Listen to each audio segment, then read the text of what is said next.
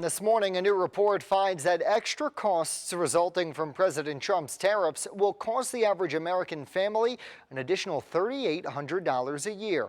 The Yale Budget Lab also finding that those who make the least will be hit the hardest by those increased costs. Still, President Trump and his team say the tariffs are already helping the economy, as Christine Frizzell reports.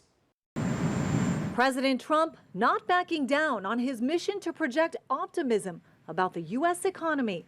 In a 2 a.m. post writing, 1 year ago our country was dead. Now it's the hottest country anywhere in the world. His top advisors touting his policies like a universal tariff on all imports, including higher ones for countries with which there is a trade deficit, as the reason for celebration. The status quo, where we keep making things overseas because we can do it a little bit cheaper in the short run, that is not preferable to having that investment and employment here in the United States. But recent days have brought snapshots of a far different economy. GDP numbers showing a slowdown in growth, inflation numbers rising, and a Friday jobs report showing a decrease in net hiring, especially when it comes to manufacturing, sending the stock market plummeting. When you raise tariffs on steel, for example, yeah, there's some people who work in the steel industry, but there are 50 times as many who work in industries like the automobile industry who are now going to be much less competitive. Shoppers, including those buying for back to school who may not have felt the pain yet,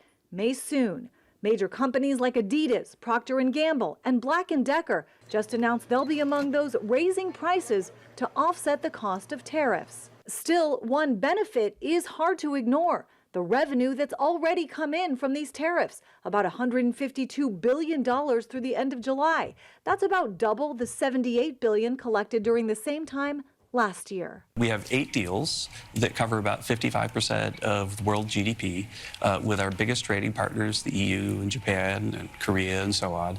And I expect that those matters are more or less locked in. The president's new tariff policies were set to kick in last Friday, but will instead go into effect this coming Thursday, August 7th.